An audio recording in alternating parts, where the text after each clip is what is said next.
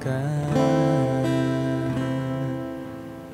sa matang lakaw sa tanang buhaton ko. Gusto ko makauban ka sa matag adlaw.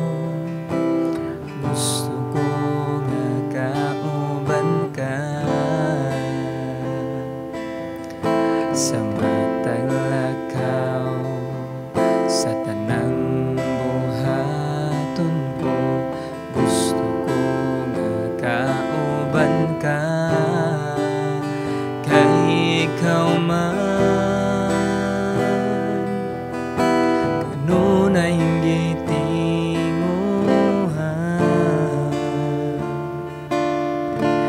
ning akong dughan kay ikaw man. Ang hangin nagiginhawa, ikaw ang akong kusog, ikaw ang akong gugma, ikaw ang tanan kay ikaw man.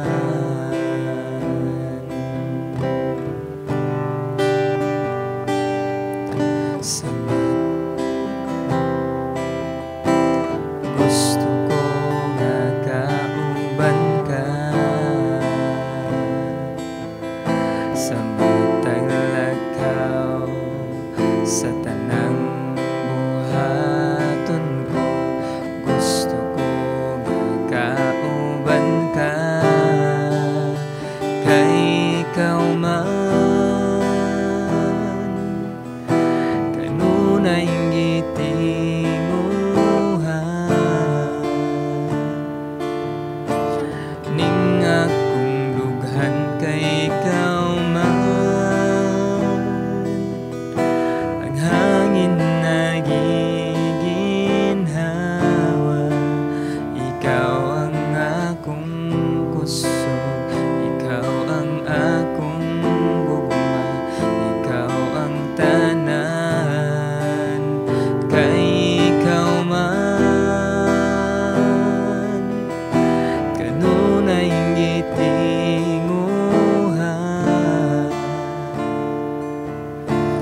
ning akong dughan kay ikaw man. Kanunay giginhawa, ikaw ang akong kusog, ikaw ang akong gugma, ikaw ang tanan kay ikaw man.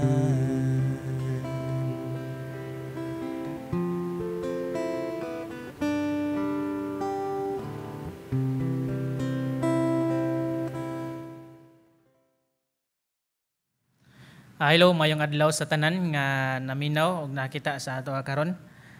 Dako nga kahigayunan ug pribilehiyo na lain na sad nga panahon nga adlaw nga gitagana sa Ginoo sa matagusan nato kay kinabuhi diin makatuon na pud ta sa iyang nga mga pulong. Apan sa dili pa ta moadto sa unahan, mga isa tawo giyawg tabang sa Ginoo, magampo ta. Ginoo, salamat nining taknaan ning higayon nga imong gihatag diri kanamo. Salamat Ginoo nga diin kami magtuon sa imong nga pulong lamdagi matagos sa kasing-kasing ug nahuna makadungog sa imong mensahe karon. Ablihi Ginoo, tagusan namo kasing-kasing ug tabangi kami amahan nga diin amo kaning maaplikar ang imong mensahe nining mga oras. Salamat o Dios bisan pa kanako ang magdala sa imong pulong. Tabangi ako amahan ug kamo kang tuboy pasidunggan ug kamo kang daygon ug kamo isalig kanimo ang tanan. Panginoon Jesus. Amen. So padayon ta sa ato ang series pero sa sunod na tanga libro sa ikaduha nga Tesalonica. So nahuman na ta sa una libro sa Tesalonica, sa unang Tesalonica karon sa ikaduha na pod nga libro sa Tesalonica. So now kani nga sermon ako nang gititulan og healthy church, himsog nga simbahan, himsog nga Kristohanon, a healthy church. So ato nga teksto makita diri sa ikaduha nga Tesalonica 1:1 hangtod sa 5. So now, akong basahon og namoy mga Biblia, palihog tan-awa og sundalan ko. So gikan ni Pablo, ni Silas og ni Timoteo alang sa simbahan sa Tesalonica nga iya sa Dios nga atong Amahan og sa Ginoong Hesukristo. Dos, ang Dios nga Amahan og ang Ginoong Hesukristo maghatag kaninyo sa grasya og kalinaw. Mga igsoon, kinahanglan nga sa tanang panahon magpasalamat kami sa Dios tungod kaninyo. Angay gayod nga buhaton namo kini kay ang inyong pagtuo nagtubo man pag-ayo og misamot usab kahugot ang inyong paghigog maay. 4, busa kamo gipasigarbo namo sa mga simbahanan sa Dios tungod sa inyong paglahutay og pagtuo taliwala sa tanang paglutos og mga pag-antos. 5 katapusan, kini maoy kamatuoran sa matarong nga hukom sa Dios nga naghimo kaninyong takos sa iyang gingharian nga tungod niini nag-antos kamo. Ang Dios nagpanalangin ng daan sa iyang nga pulong. Again, maghisgot kita about sa usa ka himsog nga simbahan, a healthy church. Sa panahon nga pag-college na ako, ni move ko here sa Cebu. Ug napo ko'y mga daghang kaila nga napod diri sa Cebu. And then usa nga ilang mga pangutana, mga Kristohanon sila, mga kailan ako. Usa na ilang mga pangutana is asa man nga ang maayo nga church nga pwede sila mo fellowship na ari mo sa TLCC nga ako diri. So, anyway, ang ilang pangutana, unsa man ang nindot or maayo nga simbahan kay adto sila mo fellowship. Well, ako di ko suhito og unsa pod ang nindot or maayo nga simbahan diri sa city, diri sa Cebu. So dili ko magpataka og ingon nga ato join mo ana nga simbahan, fellowship mo ana nga simbahan kung dili mo diri kay inconvenient, layo. So dili ko magpataka og sulti or mag-refer adto og unsa nga church tungod kay sadly sa karon nga panahon nato is daghan ang mo claim nga evangelical nga mga simbahan or himsog or healthy nga simbahan apan wala di ay nagsubay sa biblical nga konsepto, biblical nga standard nga gitawag og himsog or healthy nga church. So karon nga panahon is aduna gitay ingnon ta nga shortage sa mga himsog or healthy nga simbahan. Well, si Apostol Pablo diri sa ikaduha nga Tesalonica gisulat niya before ang First Thessalonica mga 12 or 18 ka bulan. So atong hibaluan nga before sila ni anhi as adunay mga simbahan usab pero mga pagan, dili tinuod nga simbahan, dili healthy nga simbahan. So now as ma-expect nato sa panahon ni Pablo, dili ta kaingon nga walay problema. Hinuon daghan og problema even karon nga today, even karon nga mga panahon is ang church kay messy. Daghan jud og problema, walay ingon nga church nga walay problema. So sa ilang nga panahon nag-experience sila og mga trials, nag-experience sila persecution, mga pagsulay, mga paglutos, ilahang gi-antos og labaw sa tanan is nag-experience usab sila og kalibog tungod na ay sa mga false nga mga teaching, mga mensahero regarding sa pagbalik sa Ginoo. So ang first og second Thessalonians gisulat ni Pablo sa usa ka butang nga matubag og tagaan og explanation or kanang atong matawag nga naay answer is regarding sa pagbalik sa Ginoo. Ug mao na ang usapod nga gi-face nila nga problema tungod sa mga false nga magtutudlo, false teaching nga ilang nasugatan sa ilang nga panahon. Tuod man ang church sa Thessalonica magpadayon nga healthy, nagpadayon nga himsog ang ilang nga simbahan. Og nakita ni Pablo, atong nabasa kaganiha sa ato ang nga teksto, nakita ni Pablo nga nagtubo sila diha sa pagtuo, nagtubo sila diha sa gugma, nagpadayon sila taliwala sa mga paglutos, taliwala sa persecution. So aduna tay 5 kabutang atong pagkasgutan karon mahitungod niining a healthy church. So now, first, una, a healthy church is lahi sa uban, lahi sa kalibutan. So sa verse 1, gikan ni Pablo, ni Silas og ni Timoteo alang sa simbahan sa Thessalonica nga iya sa Dios nga atong amahan og sa Ginoong Hesukristo. Take note, iya sa Dios. So now, again, ako i-mention pagbalik nga before ang mga tuig nga wala pa nagministeryo sing Paul, si Silas, si Timoteo sa Thessalonica is dili sama ang church sa Thessalonica ingon nga healthy tungod kay again naipigan nga culture. So now, pinagi ni Pablo, ni Silas og ni Timoteo gisangyawan nila ang Thessalonica mahitungod ni Kristo o gidawat kini nila og didto nahimugso ang healthy ang himsog nga simbahan sa Thessalonica. So now ang church is commonly gi-refer ni nato siya sa secular nga mga assembly. Apan sa Greek nga kahulugan niini literally nga gitawag nato called out ones. Matag called out ones tinawag nilain tinawag ari ka dire lahi ka sa uban ari ka dire tinawag ka called out tinawag called out ones, pinaagi sa gospel, pinaagi sa ebanghelyo, pinaagi sa pulong sa Ginoo. So ang Dios nagtawag sa iyang katawhan nga gikan diri sa kalibutan nga lahi sa pamalakad sa kalibutan nga moralidad, sa pamalakad sa kalibutan nga value, ingon man sa pamalakad sa kalibutan kung unsa man ang goal nga naa sa kalibutan, distinct lahi. So munang una nato makita nga ang church, a healthy church is lahi sa kalibutan. Diha sa Juan 17:14-17, gihatag ko kanila ang imong pulong busa, gikasilagan sila sa kalibutan, kay dili man sila iya sa kalibutan. Sama nga ako, dili iya sa kalibutan. Actually, si Jesucristo ang nag-ingon niini. Versikulo 15, wala ako maghangyo kanimo nga kuhaon mo sila gikan sa kalibutan, kun dili nga bantayan mo hinuon sila batok sa yawa.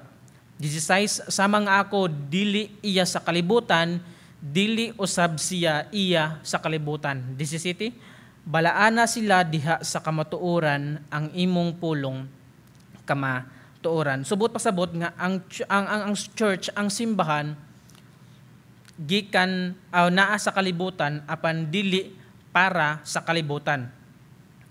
Atong nabasa ingon si Hesukristo niari sa kalibutan apan dili para sa kalibutan.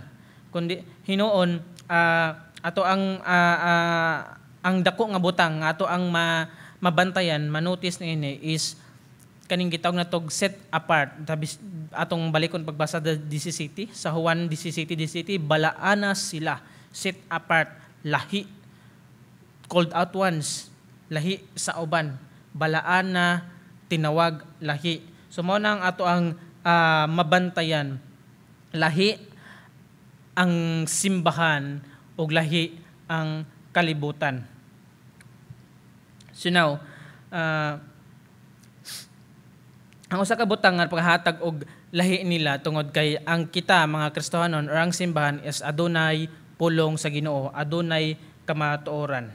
Balaana sila diha sa kamatuoran ang imong pulong kamatuoran. So now, ang simbahan nangita og ang mga treasure nga mapundo ngadto sa langit. Na-mention na sa Matthew 6:33, seek ye first the kingdom of God and His righteousness, and all these things shall be added unto you. So unaha pagpangita ang gingharian sa Dios ug ang tanang butang ikahatag kanimo. Pero wala gineglect, gi-acknowledge yapon nga naa ta sa kalibutan pero unahon natog pagpangita ang gingharian sa Dios tungod kay kita himsog nga simbahan lahi sa kalibutan. So ikaduha nga butang, a healthy church or ang himsog nga simbahan is puno sa grasya o kalinaw sa ebanghelyo or sa gospel o sa pulong sa Ginoo. Sa bersikulo 1b o 2, alang sa simbahan sa Tesalonica, diri sa ato nga teksto sa 2 Thessalonians 1 verse 1 and 2, alang sa simbahan sa Tesalonica nga iya sa Dios nga atong amahan og sa Ginoong Hesukristo, ang Dios nga maahan og ang Ginoong Hesukristo maghatag kaninyo sa grasya og kalinaw. Ikaduha nga butang, a healthy church is puno sa grasya og kalinaw sa ebanghelyo, sa gospel, diha sa pulong sa Ginoo. Yes, og atong nga bantayan, mao ni mostly ang mga greeting ni Paul. Brothers, grace and peace be upon you. Mga inana ang mga sinugdanan nga mga letter ni Paul sa iya nga mga sinulat. Pero ang usa nato nga bantayan diri is walay gospel diri, walay ebanghelyo diri nga gi-spelled out. Ang butang ra diri, ang Dios nga amahan og ang Ginoong Hesukristo maghatag kaninyo sa grasya og kalinaw. So akong giapilan diri og ebanghelyo kay ang ebanghelyo diri maong og atong mabantayan naon nag-mention ang amahan, ikaduha gilabel Ginoong Hesukristo. So now again, balik gyapon ta sa context, daghan og mga pagan churches before sila nagministeryo sa Thessalonica. Apan diri si Pablo iyang gi label nga Ginoo si Hesukristo, Lord si Hesukristo. So now, unsa may nakahatag anig dako nga importansya nga nganong ato maning apilon tungod kay kung dili Ginoo si Hesukristo, kung dili siya Lord og manluluwas, dili siya Ginoo, si Jesus Christ dili makaproduce or dili makahatag og grasya og kalinaw sa matag usa kanato. Ingon man dito sa simbahan sa Thessalonica, kung dili pa siya Ginoo. So mao ni nakahatag og dako nga gahom diha sa ebanghelyo, diha sa pulong sa Ginoo, diha sa power nga nag-ingon nga si Hesukristo Ginoo. So now, duha ka butang, grace og peace. So now gi-extend ni Pablo grace and peace ngadto sa bago nga simbahan sa church sa Thessalonica, nga gikan ang grace and peace gikan sa amahan og ni Ginoong Hesukristo. Okay? So ang grace mo ni ang God's unmerited favor, dili ta deserving. Mga butang nga atong nadawat nga dili ta deserve.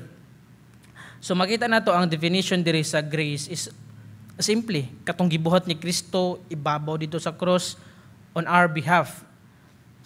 Kita dapat ang ilansa nga to sa cross apan gitubos ni Kristo. So ang grasya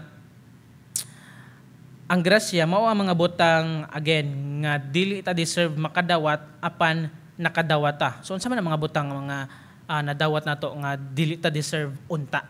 So una apil diri ang butang kaning gitawag nato og salvation, ang kaluwasan, kaning eternal life. Dili ta deserve nga hatagan og eternal life, dili ta deserve nga makabaton og kaluwasan. Forgiveness of all our sins. Dili ta deserve nga pasayloon kinsa ra man ta atubangan sa Ginoo. Dili ta deserve apan pinaagi og tungod sa grasya sa Ginoo ato kining naangkon pinaagi sa Dios Amahan og ni Hesukristo, Ginoong Hesukristo. Sa Roma 3:24, apan pinaagi sa grasya nga gigasa sa Dios ngadto kanila, mahimo silang matarong pinaagi kang Kristo Hesus nga nagluwas kanila. So mauna ang grasya nga gi-extend sa Dios, mga butang nga dili unta tangayan pero ato ang naangkon. Ikaduha, kaning peace, kaning kalinaw. So ang kaning peace nag-refer ni siya sa kanang whole nga well-being nato. Wala tay daghang gihunahuna, makatuog-taog tarong, naatay kalinaw, katagbawan, naatay gitawag na to again kalinaw, naatay peace. So apan dili lang kay sa physical nga bahin, kundi sa spiritual usab nga bahin. Sa unsang paagi? Ato kining nabatunan nga aduna tay kalinaw, aduna tay peace tungod kay nakabaton kitag reconciliation, di ba? Ang Ginoo og kita connect apan tungod sa sala is nabulag. So walay kalinaw, walay ingon ta walay connect, walay relasyon, walay kalinaw. Apan pinaagi ni Jesucristo nakabaton kita og reconciliation. Na-connect kita pagbalik diha sa Ginoo. Nakabaton kita og kalinaw. Simple gihapon tungod sa gibuhat ni Jesucristo.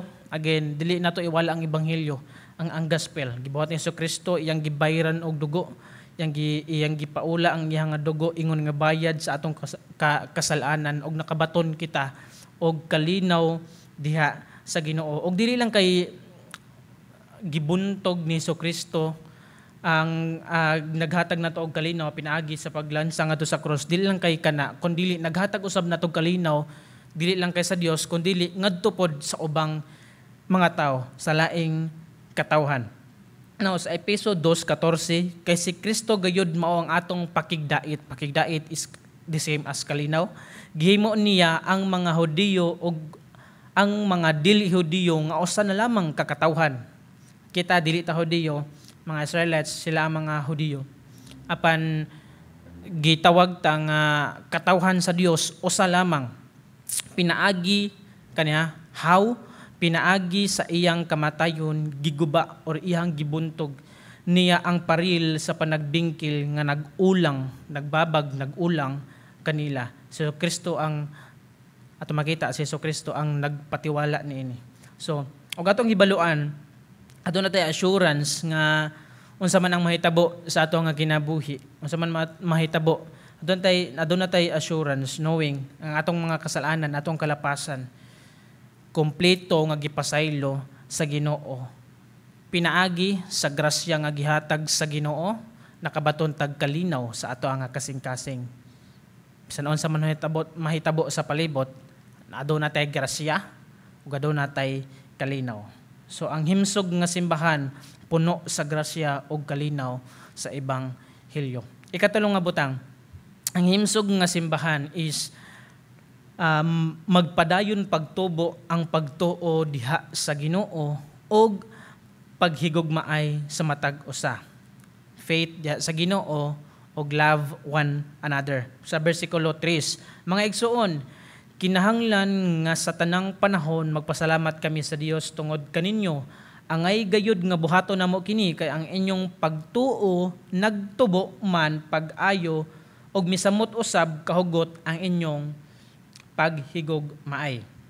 So ato makita diri nga si Pablo nag-encourage nila, nag-ingon nga ebidensya, nakita usab ni Pablo, nakaingon siya nga nagtubo ang inyong nga pagtuo og ang inyong panaghigog maay panaghimamatay sa matag usa is grabe pod, nagtubo pod. Ato pon makita nga healthy jud ang simbahan sa Tesalonica. So again adunay duha ka butang, faith diha sa Ginoo og love gugma sa matag usa, love for one another. So una, ang healthy nga church is nag-increase iyang pagtuo diha sa Ginoo.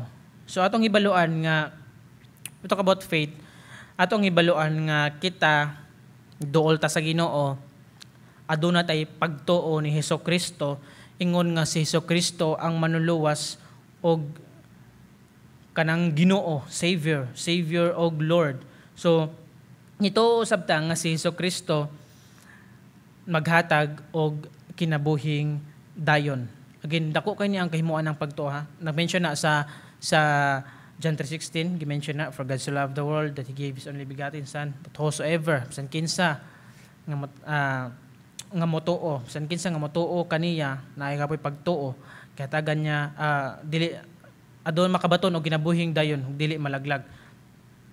Apan bisan pa man ang pagtuo atong hibaluan nga dili ni siya one-time event.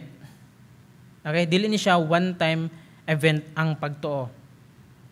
in which ang atong pagtuo sa Ginoo kinahanglan nga ipatubo. Dili siya one time event, kinahanglan nga ipatubo every day by day.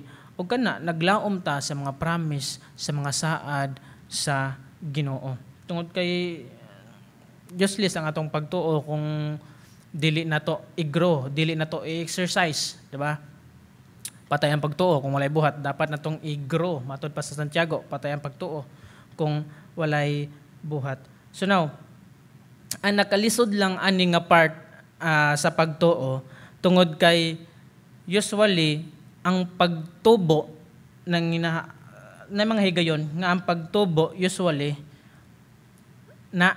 inubanan ang kaning paglutos.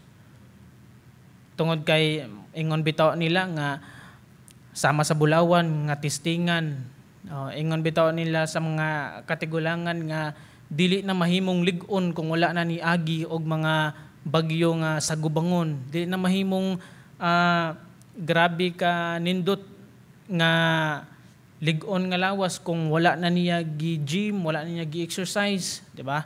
Sama sa inana o sa mga to ang pagtuo na ay mga higayon mo ni ang lisod nga part sa pagtubo sa pagtuo is adunay inubanan nga mga trials. So now, kung maabot ang mga trials sa ato nga kinabuhi, either nagklase-klase lang, health problem, wadag trabaho, problema sa mga family crisis, or something nga kanabang dili na to mahandle beyond sa ato ang ability, beyond sa ato ang makaya nga kita. So kung saan man ang ato ang buhaton, mo kani ang giingon sa Ginoo nga duol ta sa Ginoo tungod kay dira masukod ang genuine nato nga pagtuo. Duol ta sa Ginoo, mosalig ta sa Ginoo, mo trust ta sa Ginoo. Tungod kay ang Ginoo nasayod sa matag usa ka interes sa ato ang asing-kasing. Nasayod ang Ginoo tanan. Buhaton na to as response, maabot ang mga panahon ni ana dool diha sa Ginoo. Salig diha sa Ginoo. Patubua ang ato ang pagtuo diha sa Ginoo. So si Pablo nag-ingon again sa bersikulo 3, ang inyong pagtuo nagtubo man pag-ayo. So iya gimension ni Pablo, gigamit ni nga word makaplagan lamang sa New Testament, wala na gigamit sa Old Testament. So sa dili pa nato i-mention ang verse 4, ang growth or kaning pagtubo sa pagtuo na take place or nahitabo ni during taliwala in the midst of persecution, in the midst of affliction. Grabe ang mga pag-antos, grabe ang mga pagsulay. Mao ni ang point, ang point sa pagsulat ni Pablo dire tungod kay nakita ni Pablo nga grabe ang pagsulay sa church sa Thessalonica. Grabe ang pag-antos, naapay mga false nga teaching. Grabe naghilabihan apan wala nawala ang pagtuo sa mga Kristohanon sa Thessalonica. Ug padayon sila nga gipatubo panhini ang ilahang nga pagtuo, ilahang nga pagsalig diha sa Ginoo. Inubanan nagkupot sa mga saad sa Ginoo. Ikaduha is kaning gitawag natong love for one another. A healthy church has increasing love for one another. So kaning increasing love for one another kay syempre mo flows ni gitungod kay aduna tay pagtuo sa Ginoo. So gi-command man ni sa Ginoo ug ang gugma usab gikan usab sa Ginoo. God is love. 1 John 4:8, God is love. Gikan ta sa Ginoo, aduna tay pagtuo sa Ginoo. So ang gugma sa Ginoo ato ang na-experience og ang na-experience nato nga gugma gikan sa Ginoo is ato usab nga ipa-experience sa ato nga brother and sisters in Christ, or ingon nga simbahan, or ingon nga called out ones, tinawag nilahi nga mga tao alang sa Ginoo. Again, mahitabo kini ang kaning practice sa pagtubo sa ato ang gugma ngadto sa mga tao nga sulod sa ato ang scope. Example, sa ato ang asawa, sa ato nga bana, wala man ko'y asawa, ato ang mga amigo na ata sa trabahoan, ato na sa mga atong coworker, na ata sa simbahan, labaw sa tanan, adto sa mga brother and sister, adto na to ma-practice, adto na to mapatubo ang atong panaghigog maay, love for one another. So now, pagpatubo pinaagi atong hibaluan nga syempre ang definition nga nahigugmata sa lain is atong tan-awon ang unsa man ang gikinahanglan ni nga tawo, ibutang nato ang una nga iyaha nga interest kaysa ato mas atong palabonon tungod kay again love for one another. Atong isit aside ang ato ang kaugalingon para lang ngadto sa uban. Labi na sa mga espirituhanon na mga butang. So now, dako kayo kahimuan ang kaning paghigog maay sa matag usa. Tungod kay mo flow mo gyud ni siya hangtod inubanan sa mga pag-ampo, fellowship, mag-uban, mo flow ra gid ako. Aduna tay pagtuo sa Ginoo. Ang Dios tinubdan sa gugma nga naghatag usab nato og paghigugma. And din ang gugma nga anaa nato is ato usab ipa-experience ngadto sa mga tao nga palibot nato. Og dili lang kay taman lang ni ana, kundi ipatubo pa jud nato day by day. So mo na ang himsog nga simbahan. Ikaapat, ang himsog nga simbahan, a healthy church is mulahotay ang pagtuo taliwala sa mga pagsulay.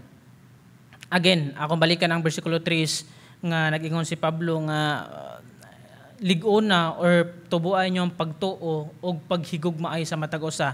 Kaning panahon is grabe ang persecution, grabe ang panaglotos kanila. So now dirita sa verse 4, a healthy church mulahotay ang pagtuo taliwala sa mga pagsulay. Dili lang kay motubo ang pagtuo, kini mulahotay taliwala in amidst of persecution.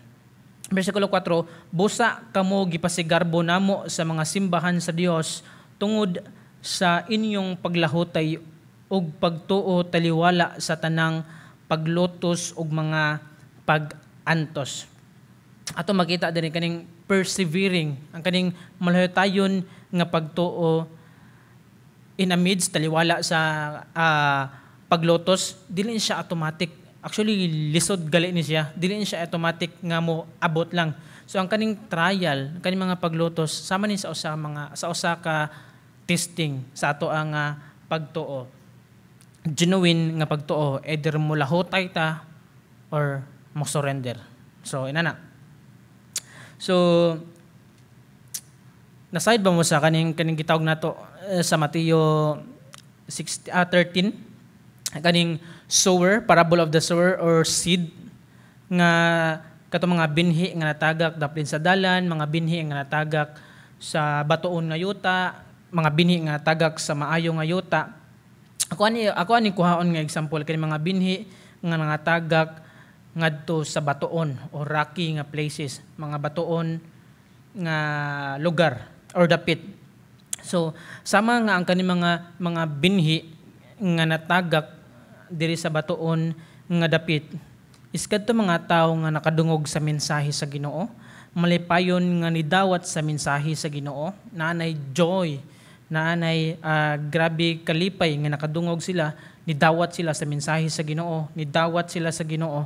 Apan usa ka problema, inigabot sa unos, inigabot sa pagsulay. Usa ka problema tungod kay rocky man batuon man, ang ilahang gamot dili makagunit og dili gayud makagamot. So mao na ang problema nga og nag-abot sa mga problema, ay nag-abot sa mga pagsulay, mabanlas ang tanan, mawala ang tanan. Sa mausab nga atong pagtuo nga ato ang ipagamot diha sa pulong sa Ginoo. Nag-ingon diri sa Salmo 1:2 ug 3. Salmo 1 versikulo 2 ug 3, maoy iyang kalipay ang pagtuman sa balaod or pulong sa Ginoo. Og nagtuon siya kini adlaw o gabi. Versikulo 3, sama siya sa kahoy nga nagtubo daplin sa usa ka sapa ug mamunga sa tingbunga ug ang dahon niini dili malaya. Sa tanan niyang buhaton siya magmalampuson.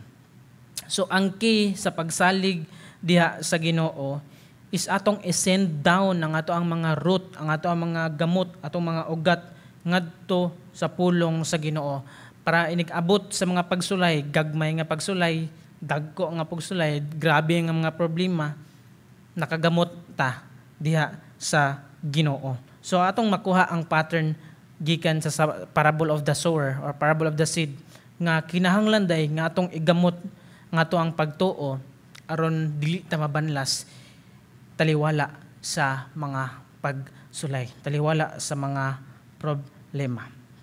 Labaw sa tanan, magampo usab ta nga dili lang kay kita ngadto usab sa ato nga pamilya, ngadto usab sa ato mga brother and sister diha sa Ginoo nga maabot ang mga pagsulay, maabot ang mga problema, atong siguradoon nga atong iampo nga mangita sila sa Ginoo tungod kay nakagamot sila sa Ginoo. Ikalay mga butang, a healthy church is nagtan-aw or nag-view sa pag-antos or sa persecution ingon nga kahayag sa gingharian sa Ginoo. So now, lisod ni suppose ingon nga tao tungod kay nag-antos na ta, gi-persecute na ta, pero ato gapon siyang tawgon nga blessing ni siya tungod kay hapit na mobalik ang Ginoo. Ato gapon i-view niya nga kahayag ni sa gingharian sa Ginoo, hapit na mobalik ang Ginoo. So sa bersikulo 5, kini maoy kamatuoran sa matarong nga hukom sa Dios nga naghimo kaninyong takos sa iyang gingharian nga tungod niini nag-antos kamo. When we go nga mga kaning severe nga mga trials, severe nga mga persecution, sa hunahuna nato, sa tawhanon nga hunahuna nato is makaingon kita nga wala na gipasagdan ako sa Ginoo. Ako ang mga plano is wala na gituman sa Ginoo, ako mga pagampo wala na tubaga sa Ginoo, wala na ay Ginoo. Tungod kay mostly mao gini ang ma-response sa tao, naata sa pinaka-down tungod sa problema, pinaka-down tungod sa persecution, grabe na to kaubos, ang atong matan-aw is wala na, gipasagdan ako sa Ginoo. Pero now kini nga mensahe atong makita diri si Pablo contrary ang iyahang tubag. Hinuon kini nga ubos kayo ta, gi-persecute kayo ta, nag-antos kaayo ta tungod sa Ginoo. Ato ning i-view dili ingon nga kasakit, dili ingon nga suffering, kundi i-view na to nga hapit na mobalik ang Ginoo. So mao ni ang purpose usab sa Thessalonians nga ato ang makita pinaagi ni Pablo nga nagsulat niini nga atong tan-awon nga ang persecution, nga ang pagsulay nahitabo nato tungod kay naa ta sa Ginoo. Now, diha sa unang nga Tesalonica 3:3, aron walay usa kaninyo nga matarog tungod niining mga paglutos, kamo mismo nasayod nga ang mga paglutos nga sama niini kabubot-on sa Dios alang kanato. Although wala ta nag-suffer og kanang grabe kayo nga mga pagsulay, grabe kayo nga persecution to the point nga patyon na ta, although wala ta nag-suffer ni ana.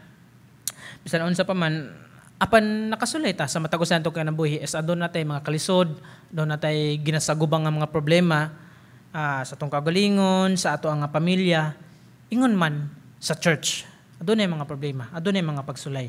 Dili na nato ma-deny. Apan mahimo kita makapadayon tungod kay ato mang givyo nga kini kabot-on sa Ginoo o kini para sa gingharian sa Ginoo, hapit na mobalik ang Ginoo. So Hebrehanon 12:1 og 2, daganon ta nga matinud-anon ang lumba nga atong gisalmotan. Itotok ta ang atong mga mata ngadto kang Hesus nga maoy gisandigan sa atong pagtuo og tighingpit niini. Lisod no, daganon ta nga matinud-anon ang lumba nga atong gisalmutan. Kita nangalagad sa Ginoo, daganon ta ang unsa man ang ana-ana to. Maabot ang mga pagsulay sa atong pagdagan na ay mga problema sa kilid, itutok ta atong mga mata sa Ginoo. I-focus ngadto sa Ginoo, dili i-focus nga rin sa problema, dili i-focus nga rin sa mga pagsulay. I-focus ngadto sa Ginoo.